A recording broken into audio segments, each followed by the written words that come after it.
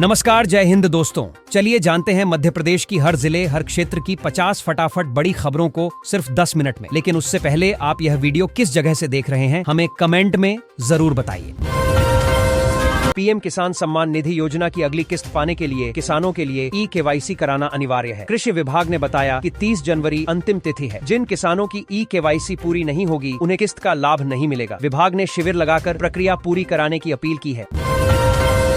कुरनाखा agri stack योजना के तहत फार्मर रजिस्ट्री में कई किसानों को दिक्कतों का सामना करना पड़ रहा है। आधार कार्ड और जमीन के दस्तावेजों में नाम की स्पेलिंग अलग होने से रजिस्ट्रेशन अटक गया है। प्रशासन ने कहा है कि सुधार के बाद ही रजिस्ट्रेशन पूरा जो ही देखिए होगा और किसानों को सहयोग केंद्रों से मदद लेने की सलाह दी गई है। ग्वालियर और चंबल संभाग में कड़ाके की ठंड और शीतलहर के चलते रबी फसलों पर पाले का खतरा बढ़ गया है। खासकर गेहूं, चना और सरसों की फसल प्रभावित हो सकती है। कृषि विभाग ने किसानों को सतर्क रहने को कहा है और मौसम पर लगातार नजर रखने की सलाह दी है। मौसम विभाग और कृषि वैज्ञानिकों ने किसानों को पाले से बचाव के लिए खेतों में हल्की सिंचाई करने और रात के समय धुआं करने की सलाह दी है। इससे खेतों का तापमान संतुलित रहता है। विशेषज्ञों का कहना है कि समय पर उपाय करने से फसलों को होने वाले नुकसान को काफी हद तक रोका जा सकता है। ग्रामीण इलाकों में नीलगायों द्वारा खड़ी फसलों को नुकसान पहुंचाने की शिकायतें लगातार बढ़ रही हैं। किसानों का कहना है कि मेहनत की फसल बर्बाद हो रही है। उन्होंने प्रशासन से ठोस समाधान की मांग की है। वन विभाग का कहना है कि समस्या के स्थायी समाधान पर विचार किया जा रहा है। राष्ट्रीय बालिका दिवस के अवसर पर मध्य प्रदेश में विभिन्न कार्यक्रम आयोजित किए जा रहे हैं। मुख्यमंत्री ने बेटियों की सुरक्षा, बोर्ड कार्यक्रम सामिथे, शिक्षा और सशक्तिकरण का संकल्प दोहराया। सरकारी विभागों और स्कूलों में जागरूकता कार्यक्रम हुए। सरकार ने कहा कि बेटियों के सम्मान और अधिकारों की रक्षा प्राथमिकता है। सुप्रीम कोर्ट के आदेश के बाद धार स्थित भोजशाला में हिंदू और मुस्लिम दोनों समुदायों को पूजा और नमाज की अनुमति दी गई है। शुक्रवार को इसे लेकर प्रशासन ने कड़ी सुरक्षा व्यवस्था की है। भारी पुलिस बल तैनात किया गया है और ड्रोन से निगरानी रखी जा रही है। मध्य प्रदेश हाई कोर्ट ने 5 साल की बच्ची के साथ दुष्कर्म और हत्या के दोषी अतुल निहाले की फांसी की सजा बरकरार रखी है। कोर्ट ने इसे जघन्य और राक्षसी कृत्य बताया। फैसले से पीड़ित परिवार को न्याय की उम्मीद मिली है और समाज में कड़ा संदेश गया है।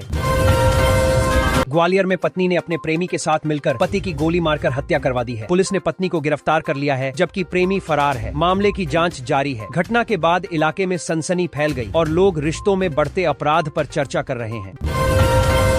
गणतंत्र दिवस को देखते हुए प्रदेश भर में सुरक्षा अलर्ट जारी किया गया है। रेलवे स्टेशनों, बस स्टैंडों और भीड़ भाड़ वाले इलाकों में पुलिस गश्त बढ़ा दी गई है। प्रशासन ने आम लोगों से सहयोग की अपील की है और संदिग्ध गतिविधियों की सूचना तुरंत देने को कहा है।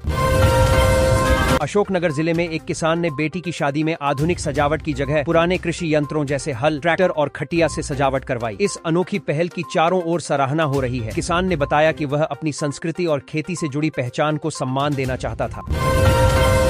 फार्मर रजिस्ट्री को लेकर किसानों में जागरूकता बढ़ाने के लिए कई जिलों में प्रशासन ने जागरूकता रथ रवाना किए हैं। ये वाहन गांव-गांव जाकर किसानों को रजिस्ट्रेशन प्रक्रिया की जानकारी दे रहे हैं। अधिकारियों का कहना है कि सही जानकारी मिलने है। उस तरह सांस की कहने के लिए कामन गांव-गांव जाकर किसानों को लेकर से किसानों की समस्याएं जल्दी हल होंगी और योजनाओं का लाभ मिलेगा। कृषि विशेषज्ञों के अनुसार मौजूदा कोहरा और ठंड चना और गेहूं की फसल के लिए फायदेमंद हो सकती है यदि पाला न पड़े। कोहरे से मिट्टी में नमी बनी रहती है जिससे फसल की बढ़वार अच्छी होती है। हालांकि किसानों को मौसम पर नजर रखने और सावधानी बरतने की सलाह दी गई है। राष्ट्रीय बालिका दिवस के अवसर पर मध्य प्रदेश में विभिन्न कार्यक्रम आयोजित किए जा रहे हैं। मुख्यमंत्री ने बेटियों की सुरक्षा, शिक्षा और सशक्तिकरण का संकल्प दोहराया। सरकारी विभागों और स्कूलों में जागरूकता कार्यक्रम हुए। सरकार ने कहा कि बेटियों के सम्मान और अधिकारों की रक्षा प्राथमिकता है। बदलते मौसम के कारण प्रदेश के अस्पतालों की ओपीडी में सर्दी, खांसी और वायरल फीवर के मरीजों की संख्या बढ़ रही है। स्वास्थ्य विभाग ने अस्पतालों को अलर्ट पर रखा है। डॉक्टरों ने लोगों को भीड़ से बचने, गर्म कपड़े पहनने और समय पर इलाज कराने की सलाह दी है।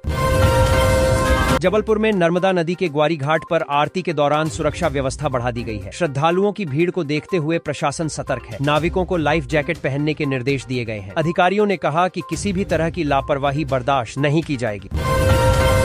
पन्ना टाइगर रिजर्व में पर्यटकों को बाघ के दीदार हुए, जिसका वीडियो सोशल मीडिया पर तेजी से वायरल हो रहा है। वन विभाग ने बताया कि बाघों की संख्या में वृद्धि संरक्षण प्रयासों का परिणाम है। पर्यटकों में उत्साह देखा गया और इससे पर्यटन को भी बढ़ावा मिलने की उम्मीद है।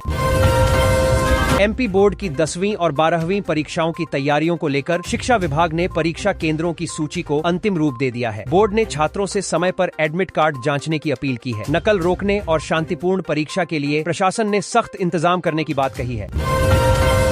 जिला स्तर पर आयोजित रोजगार मेलों में युवाओं को निजी कंपनियों द्वारा ऑफर लेटर दिए जा रहे हैं। प्रशासन का कहना है कि इन मेलों से स्थानीय युवाओं को रोजगार के अवसर मिल रहे हैं। बड़ी संख्या में युवा पंजीकरण करा रहे हैं। सरकार का दावा है कि इससे बेरोजगारी कम करने में मदद मिलेगी।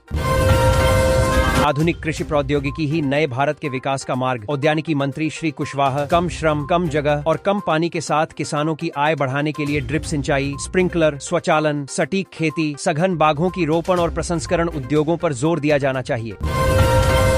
मध्य प्रदेश की राजनीति में एक बार फिर बड़े फेरबदल की आहट सुनाई दे रही है। सूबे के 2 कद्दावर मंत्रियों कैलाश विजयवर्गीय और विजय शाह को लेकर सियासी गलियारों में अटकलें तेज हो गई हैं।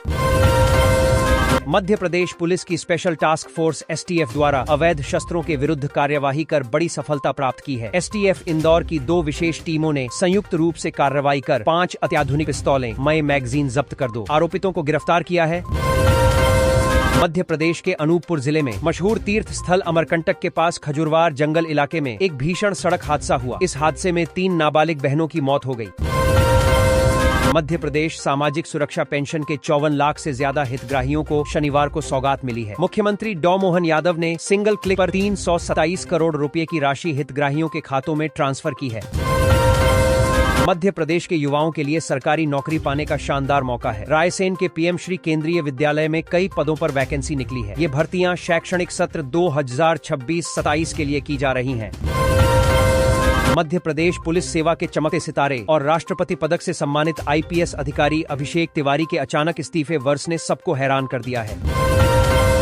मध्य प्रदेश के इंदौर शहर के भागीरथपुरा क्षेत्र में दूषित पानी से मौतों का सिलसिला थमने का नाम नहीं ले रहा है। शुक्रवार को इलाज के दौरान एक महिला और एक पुरुष की मौत के बाद इस घटना में जान गंवाने वालों की संख्या बढ़कर 27 हो गई है।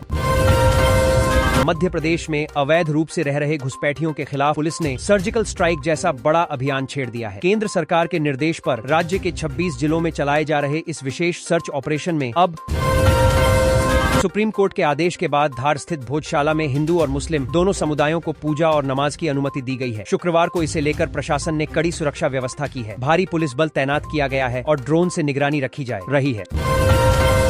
26 जनवरी गणतंत्र दिवस को लेकर भोपाल के लाल परेड ग्राउंड सहित सभी जिला मुख्यालयों में फुल ड्रेस रिहर्सल चल रही है। प्रशासन ने सुरक्षा और व्यवस्थाओं की समीक्षा की है। अधिकारियों को निर्देश दिए गए हैं कि आयोजन गरिमा और अनुशासन के साथ संपन्न हो।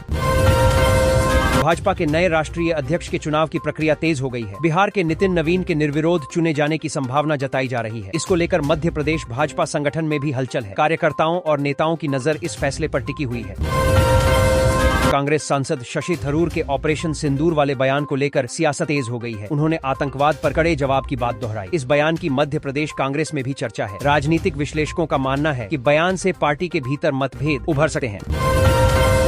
लाडली बहना योजना के तहत गणतंत्र दिवस समारोहों में लाभार्थी महिलाओं को विशेष रूप से आमंत्रित करने के निर्देश दिए गए हैं। सरकार का कहना है कि यह योजना महिलाओं के आर्थिक सशक्तिकरण की मिसाल है। महिलाओं की भागीदारी बढ़ाने के लिए कार्यक्रमों में विशेष व्यवस्था की जा रही